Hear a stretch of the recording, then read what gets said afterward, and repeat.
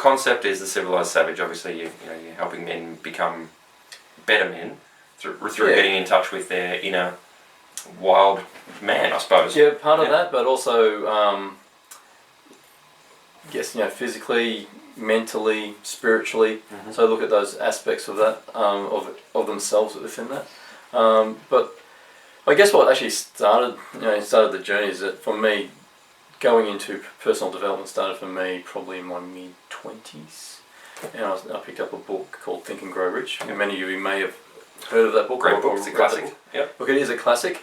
And I have to say, at the time, being in my mid-20s, I was actually very focused around the money aspect of that book, thinking, okay, I just need one great idea. Mm-hmm. Not realising that this book was actually a guidebook for life. Yeah. So I didn't even pick up on that for many years. I have read that book multiple times. So I normally try to read it at least once a year. Because it's just that good of a book. I highly recommend it. So it's Think and Grow Rich by Napoleon Hill. So it is a great book. It's probably the life coaching manual, really. It's what a lot of modern life coaching is based upon, is the principles within that book. So I left home at 15. Yep. So joined the military. For those people that are going, gee, how'd you join the military at 15? So I'm not talking about cadets here. I wasn't in any cadets at school. Actually, it wasn't cadets at school, but this wasn't that. This was the full military. I joined as an apprentice. I did my trade in the military. So by the time I hit 20, I thought I knew everything, pretty much. And that's probably similar for most 20-year-olds. If you've got kids out there, you've got 20-year-old kids, they do know everything. Just ask them. And by the time I got to 30, I was starting to question if I did know everything. There's probably a few things I didn't know. Yep. But I did get married at 20. I was divorced at 30. And I have to say, during that period of going through that divorce and seeing my two children, my two boys at the time, not being with me, obviously with their mum, it was heartbreaking, devastating. Like I spent many days just in the fetal position in a pool or puddle on the floor. Yep. Behind closed doors. Yep. And finding out who I was started to take on a very real space for me. And if you want change to happen, you have to call it by its real name. And up until that point, I was fairly comfortable not calling it by its real name because life was good, life was going on fairly normally. Yep. But when you call it for what it is, and you look yourself in the mirror and say, hey, look, this is what's really going on. So you just have to get really truthful with yourself. Just be honest, be raw and open with yourself. Like, nothing will change until you can be brutally honest with yourself. Yeah. And like, other people can tell you, but you say, no, look, I'm too busy, or no, that's not how it is. You don't really understand. I don't have enough time. You don't really understand what's really going on. But at some point, you have to go, mate, this is what's really going on. Yeah. Do you want to change yourself? Yeah, absolutely. Yeah. Go give yourself a good couple uppercuts and say, well, what's really going on here? Yeah. And do you want to continue down this path or not? Because it's easy to say, well, ignore it and you'll just keep going on the same path. But if you want change to happen, you need to do something different. And what gave you the what's the word? Like the insight in that had to happen for you? Where'd that self-awareness come from?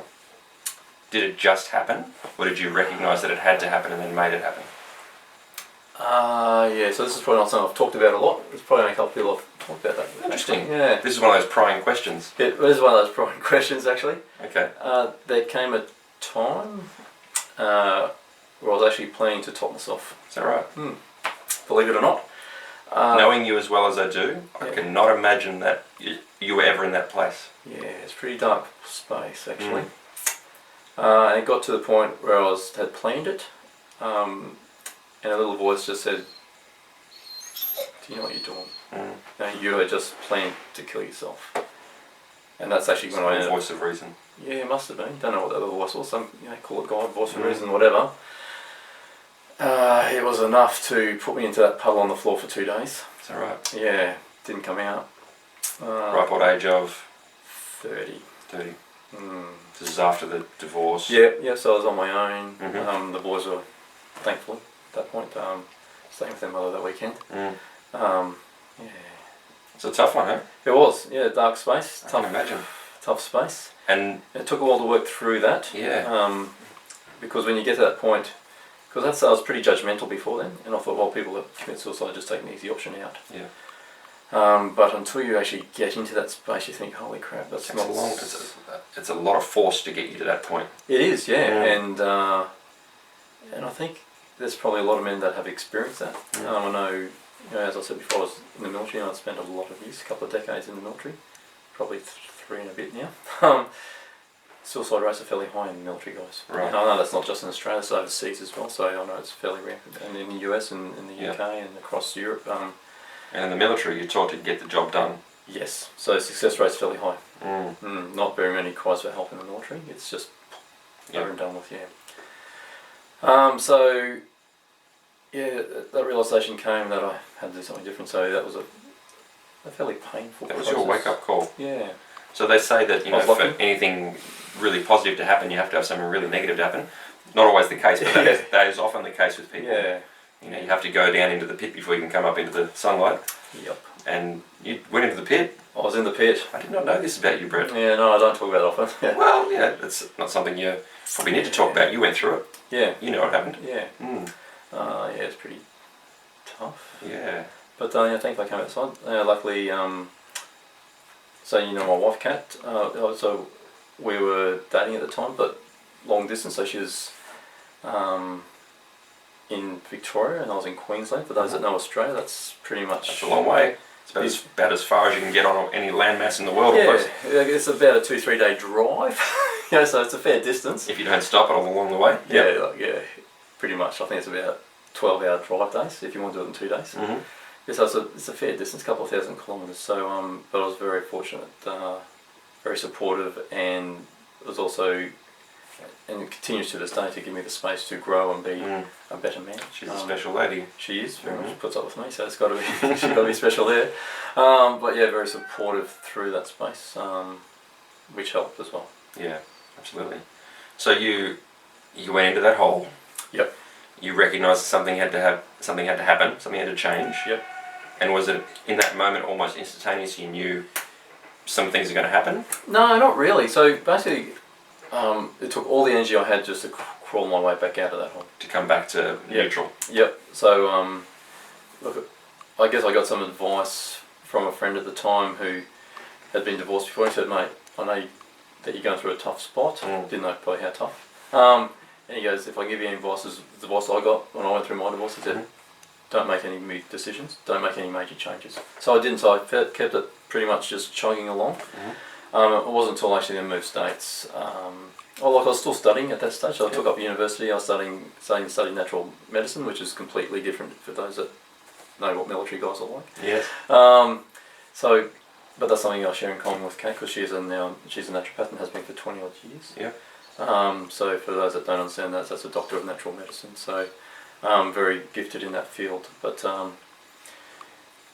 with that then came my job, and I changed different roles within the military, as military guys do. So I got the opportunity to keep increasing my skill set. Yep. I went from fixing aeroplanes to then teaching how to fix aeroplanes, and so with that came the skill set of getting up in front of people, which I wasn't comfortable doing. So for those that know me, I'm a fairly strong introvert, although when I get up on stage now I own that stage. And I probably don't come across as an introvert. Which is a skill set in itself. Yeah, absolutely. So it's something I actually do love to do, so I love to get up and teach and train and run workshops, and I've done many of those over the last decade. But then that just started a journey of continually improving myself, educating myself. I actually changed jobs. I got a job that got me into an MBA program, because if you haven't done the maths yet, when you leave school at 15 you don't actually finish high school. So I had no senior school certificate, so I never actually graduated from school. Because I went and got a job. Right. Which was not uncommon. No, look, it wasn't uncommon, because we're now talking the mid-80s, so that wasn't uncommon for boys to go get a trade and not finish high school. So I knew that I couldn't get into university with probably going back to night school, so I actually got myself a job, which work then sponsored me into a master's program. So I actually skipped the whole graduate degree, just went to a postgraduate degree, because work was fun. And so I got in there, and thankfully the professors pulled me aside early, go, "Mate, you have no idea." I said, "No, you're right. I don't, but please help." So they did, so they got me through, and I earned an MBA with distinction, which was for me, a huge achievement. So I was Absolutely. really proud of that. Yeah. And then from that, I pretty much flowed straight into a coaching program and NLP. You found your groove. I did. I found my laneway, Mm. and I loved it. Mm. Backtrack one moment there. You said just after the divorce, you had a friend who'd gone through that, or a colleague or someone who gave you some advice. You might not know this, but you did that for me. Oh well. Mm. Went through a divorce, as you know. Yeah. 5 or so years ago, which is quite a long way after you went through yours. Yeah. But I was not quite that puddle of mess on the floor, but pretty close at times. Yeah. And there were some dark moments, not to the extent that you went through, Yep. but the saddest moments I've ever had in my life. Yeah. Because of my kids and so on. Yeah, Same sort of story. And some of the best advice I got through that time was from you, because I knew you'd lived it.